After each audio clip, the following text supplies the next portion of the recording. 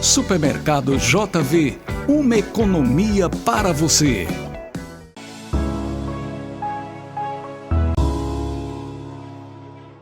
Unopar Quixeramobim, Rua Doutor Monteiro Filho, número 130, Centro. Cariri da Sorte, título de capitalização. Adquira o seu. BrisaNet, levando o mundo até você.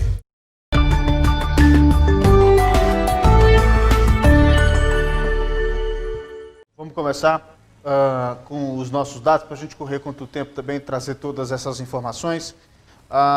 Fica à vontade, Diogo. E aí a gente começa com essa análise de como é que a pandemia nos pegou nesse ano, né?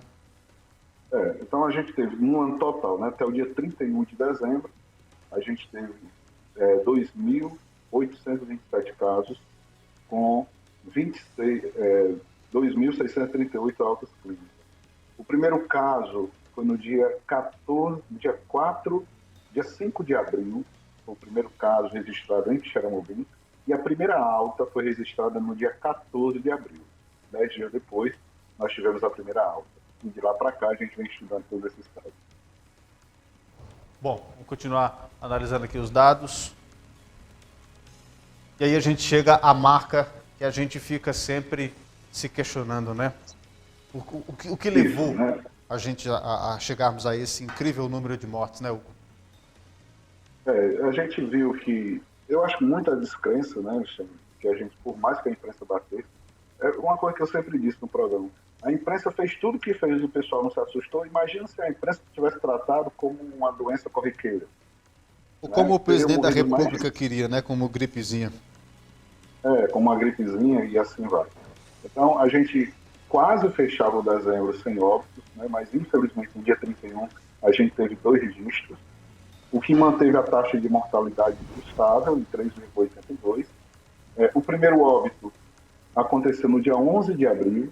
Dia 11 de abril a gente teve o registro do primeiro óbito. E os picos de óbitos, os dias que a gente teve mais óbitos, foi no dia 12 de julho e no dia 16 de agosto, com 4 óbitos em cada dia. Bom, a gente vai continuar analisando ainda essa questão dos óbitos, e o Hugo fez um balanço aí de todas as semanas analisadas. Isso. E vai fazer a leitura para a gente. Dezembro, a gente veio bem, né, dezembro, cada as medidas protocolares e tudo, mas infelizmente em dezembro, eu soube que ontem, ainda não está no registro, mas eu soube que ontem a gente teve um óbito já vai entrar na estatística de janeiro, né? A gente teve um óbito por Covid ontem, infelizmente. E dezembro fecha com 2 óbitos, né?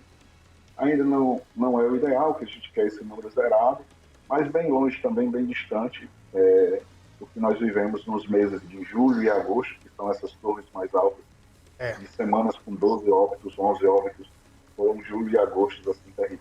Foram meses terríveis mesmo. Essa da semana 15, a semana 20, foram dias terríveis mesmo. Eu gosto nem de lembrar desses 2 meses, porque eu ficava me perguntando o que foi que a gente fez para merecer tudo isso, meu Deus. Tanta gente querida, e foi justamente entre esses 2 meses que você perdeu os seus pais, não foi, Hugo, também? Foi dia 7 de agosto, foi o meu pai, e dia 17 de agosto, a minha mãe. Então, nessa onda grande, né, no pico da pandemia, eu acabei perdendo meus pais. Quem eu tanto lutei, né? Quem eu tanto briguei. É duro, gente, é difícil. Mas não abandonei a luta, né? Isso me deu mais forças para que outras famílias não pudessem passar o que a gente passou aqui em casa, e ainda estamos tentando entender como as coisas acontecem. Como tudo isso acontece. Bom, a gente chega aí a essa taxa de evolução da mortalidade que você analisa para a gente. Isso. Então a gente começou desde abril, né, a mortalidade, e aí eu estou com uma balança anual. A taxa de abril foi de 3%, a taxa de maio 4,15%, a de junho caiu um pouco, 3,76%, a de julho foi a 3,86%. Aí a pessoa pergunta assim, mas como julho e agosto foram que tiveram mais mortes e a taxa não subiu, é porque também nós tivemos aquela explosão de casos. A gente teve uma explosão de casos, isso fez com que a taxa não subisse tanto. Mas quanto mais casos, mais mortes nós tivemos. Por isso que julho não subiu tanto. Mas aí em agosto, a taxa sobe, vai o pico da taxa, que vai a 4,23, foi a maior taxa de mortalidade que nós tivemos. no mês de agosto, e aí ela veio caindo para setembro, 3,98, outubro, 4, e está se mantendo novembro 4 e dezembro 3,82, está ali muito próximo de 4. Muito ainda, você vê que a taxa de mortalidade não caiu a níveis do começo da pandemia, em abril que foi de 3%. Bom, e se mantém assim, né, nessa média, né, entre 3 e 4 desde o começo da pandemia. E aí a gente tem os casos por semana, que a gente analisou isso com muita preocupação e estava vendo ao longo de todo o ano, e era justamente esses casos por semana que nos analisavam a semana boa ou ruim, se é que a gente podia ter uma semana boa nisso tudo, mas quando a gente comemorava quando o número de casos era bem menor, não era, Hugo? Isso, você vê a semana 32, foi uma semana onde a gente chegou ao ápice do controle, né? Depois da explosão. Você vê que a explosão, 192 casos na semana, 180 casos na semana, e aí a gente conseguiu reduzir, a semana 32 chegou a 7, e aí vem se mantendo aí uma estabilidade entre 50, 60, 50 casos por semana, né? Vamos torcer para que essa nova variante não chegue antes da vacinação, porque já tem uma nova variante, já está em São Paulo, né? É uma variante do Reino Unido, que é muito mais, tem uma contaminação, uma transmissão muito maior, cerca de 70% a mais de transmissão. E a gente teve o pico da semana, foi a semana 21, com 192 casos. Muito parecida com a semana 18, que foi 191. Foi aqueles dias terríveis que a gente viveu aqui, né? Tanta mortalidade lá em cima, os casos lá em cima, e quanto mais casos, mais mortalidade, assim vai. E a gente sempre analisou isso com muito cuidado, e depois a gente analisava justamente essa média móvel, né, Hugo? De como era que a gente via esses registros e como essa média ela era muito flutuante, né? Isso, justamente. Aí você vê que casa lá com a semana que a gente teve 192 casos, foram 27 casos em média por dia, foi a maior média móvel que a gente teve. E a gente fecha o ano com a média, embora menor, mas a gente vê bem claramente os repiques. Né? A gente conseguiu um controle lá na semana 32, aí folgou um pouco via a eleição, aí a eleição já subiu essa média, e a gente está ali tentando manter com uma leve tendência de alta. Bom, e a gente continua... E fecha com 7,6, né? Fecha com 7,6. Fecha com 7,6. Razoavelmente uma média parecida assim do começo de abril, mas é porque nós tivemos a explosão de casos, né? Em agosto e setembro, isso significa também de que houve um aumento da testagem também, né, nesse período do meio do ano para frente. E aí era onde a gente sempre analisava, né, as pessoas que estavam doentes no momento, que aí é onde mora o perigo, é onde as pessoas podem transmitir, né? Justamente. E uma coisa, Alexandre, que eu continuo batendo os grandes meios de imprensa, as grandes TVs, todas elas, não trabalham com isso. Eu acho um equívoco.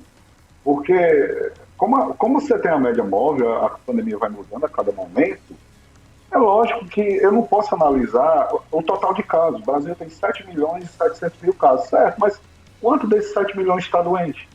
Porque é aqui onde tem que estar o controle, em quem está doente, não é verdade? E aí a gente já passou a analisar esse número e nós tivemos o pico. Olha, nós chegamos a ter, foi justamente no momento em que nós fomos o epicentro da pandemia, 580 pessoas doentes ao mesmo tempo na nossa cidade. Eram 580 pessoas. Nesse momento estava UTIs, enfermarias, tudo lotado. Sabe quem foi que fez o alerta para a região do Sertão Central de que a gente vivia o pior momento da pandemia? Sim. Você e o ponto de vista. Justamente. A gente chamou a atenção para isso. Porque se a gente não desse a devida preocupação e a devida atenção de que nós éramos o grande pico da epidemia do Sertão Central, Hugo, modéstia à parte, assim, a cobrança feita por este programa, inclusive pelo aumento da testagem, foi muito incisiva e eu tenho a imaginar de que isso foi um fator fundamental também dessa cobrança que nós fizemos ao longo de todo esse período, especificamente para aumenta a testagem,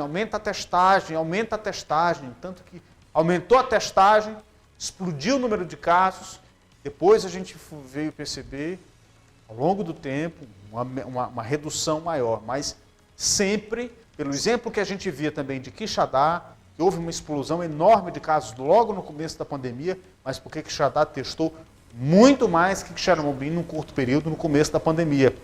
E controlou mais cedo, ou pelo menos teve uma média menor mais cedo do que em Quixeramobim. O Quixadá, a explosão da Covid foi entre abril e maio. Em Quixeramobim foi agosto e setembro, né? E aí a gente tem um pico maior nesses 2 meses, mas por conta de quê? Da testagem. Nós demoramos mais para testar e é por isso que o nosso pico ele acendeu um pouco mais na frente.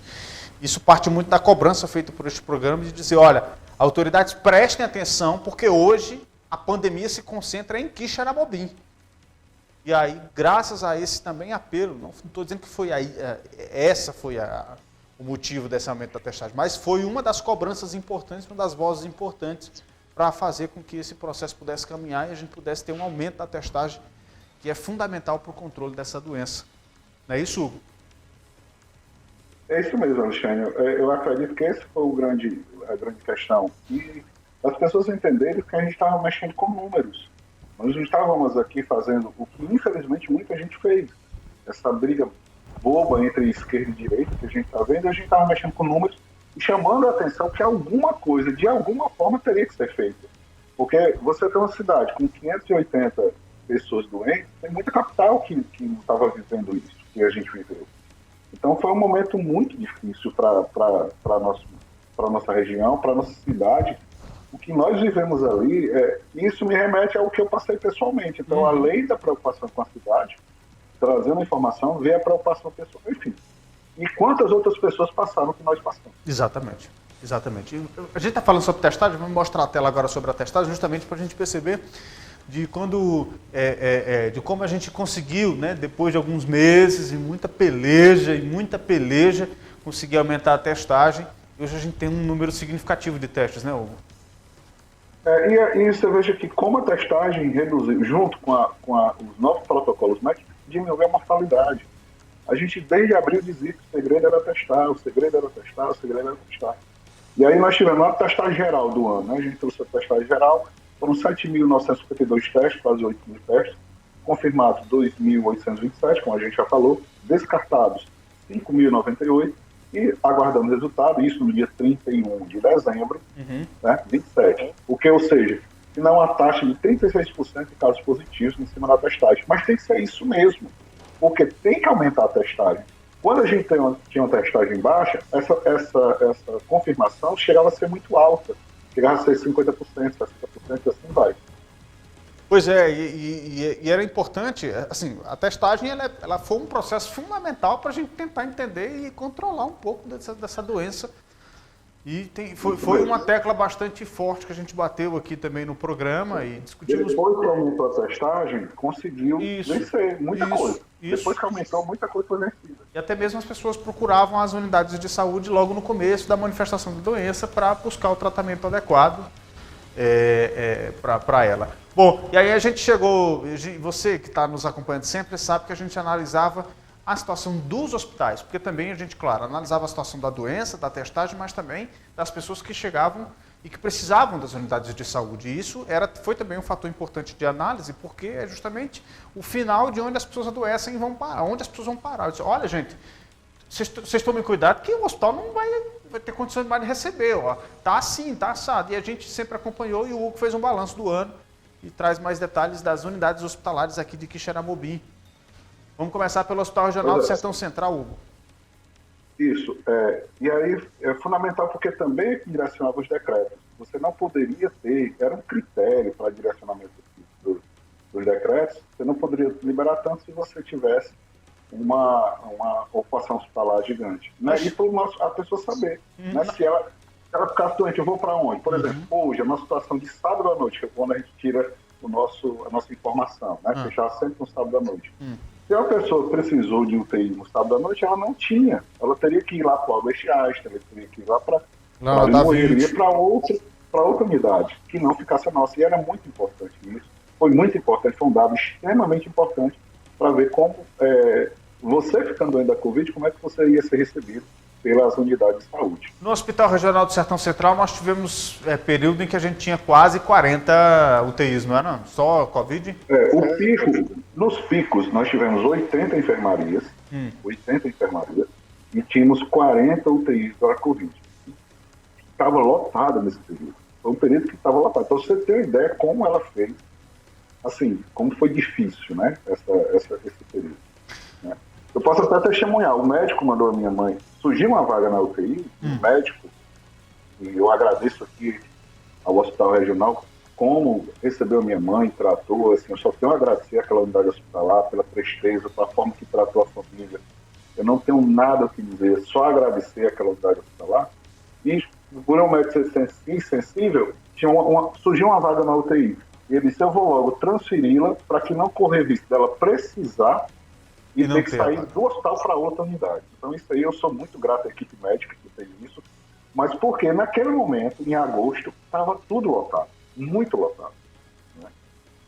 E a situação não é muito diferente de agora, né? Na tela de novo. De agora porque diminuiu um pouco, porque tem as outras doenças, né? Tem as outras doenças, e agora nós estamos com a UTI lotada novamente, né? Isso é informação de sábado, e as enfermarias também. O que causa a ocupação no Ponte Neto. O Ponte Neto foi uma boa base para poder receber e transferir para o regional, né? Os casos mais simples, tá bom?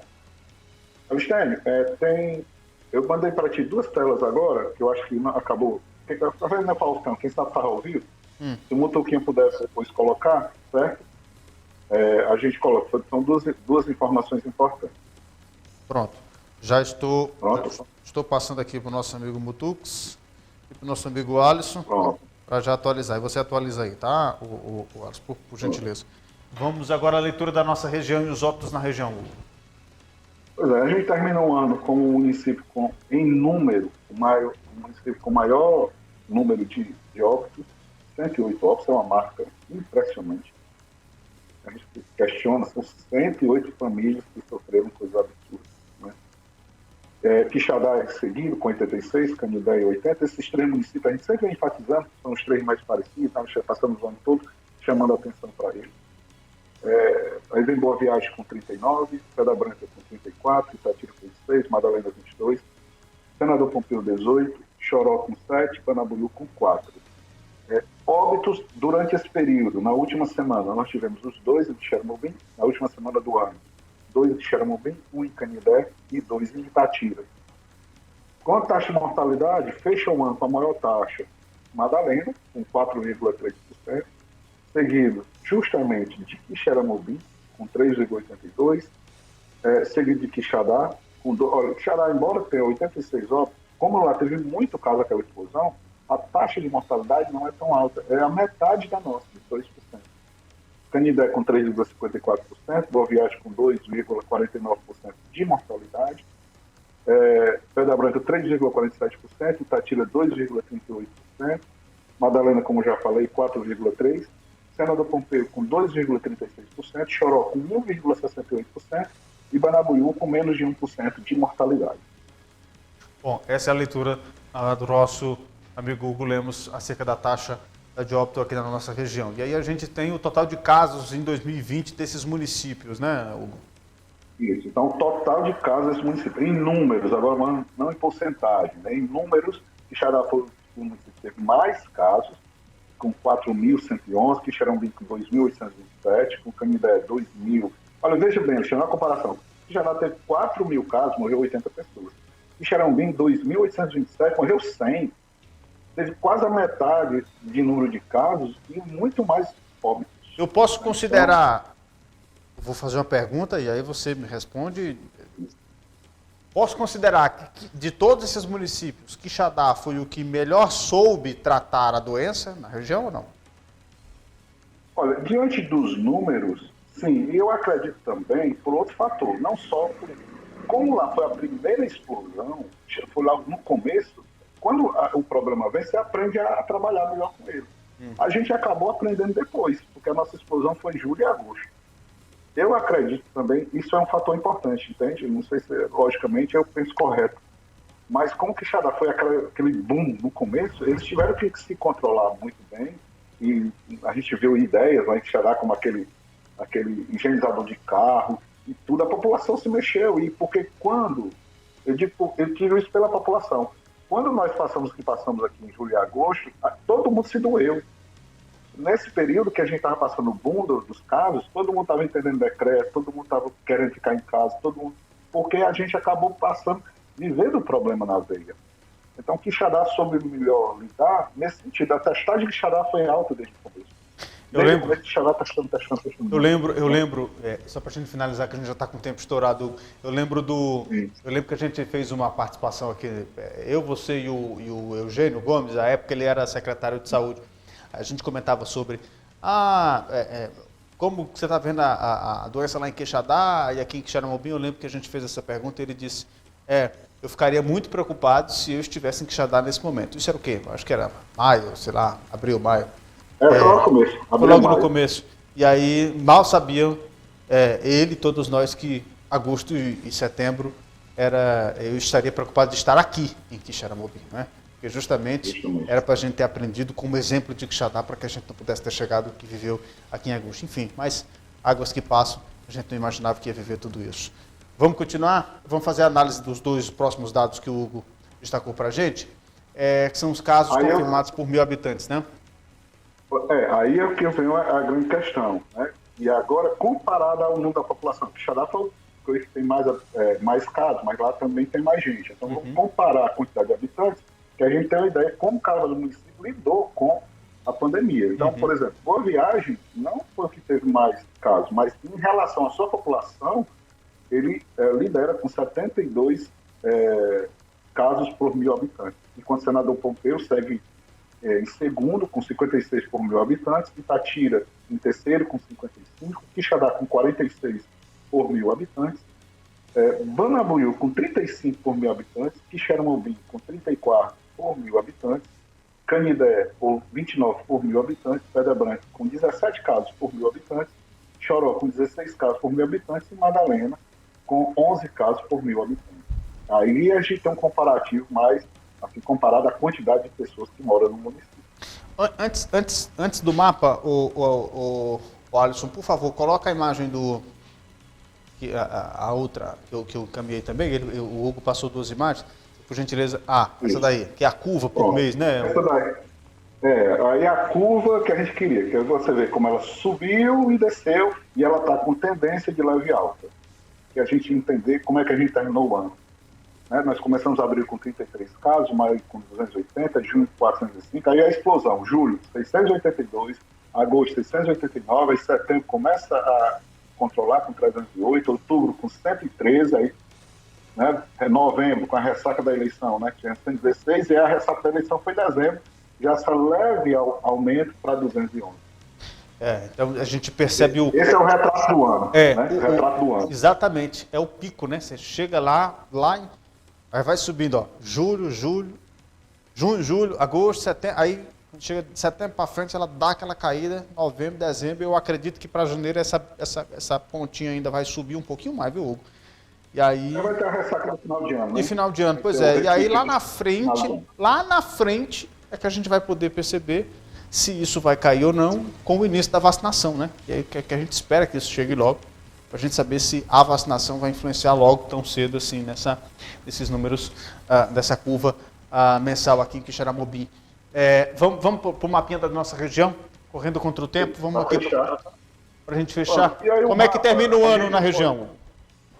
A gente termina praticamente estável, a região, mas como eu disse o Fabiano, o feriado de Natal e o feriado de Ano Novo atrapalham muito, porque a Secretaria de Saúde trabalha em regime de plantão. Então, assim, são números que nós realmente só vamos ver nessas primeiras semanas, nesses primeiros 10 dias de janeiro. Aí nós vamos ver realmente como foi a reunião, porque toda vez que tinha um feriado, aí os números acabavam mudando. É muito possível que agora, na primeira semana de janeiro, a gente tenha um repique alto, porque vai acumular casos, resultados que eram para ter saído, quem vai demorar o resultado para sair, vai demorar as informações, essa troca de poderes municipais, tem a transição, a gente tem que respeitar também, que é preciso essa transição, e pode ser que agora, na primeira semana de janeiro, a gente tenha um acumulado e essas altas. Então, a gente terminou o o ano estável devido a essa quantidade de feriados, essas informações que muitas vezes demoram a chegar devido a esse período. Então, a região quase toda em estabilidade, com quedas em Quixadá, Senador Pompeu e Pedra Branca. Uma boa notícia para Pedra Branca, que estava numa situação ruim desde final de outubro.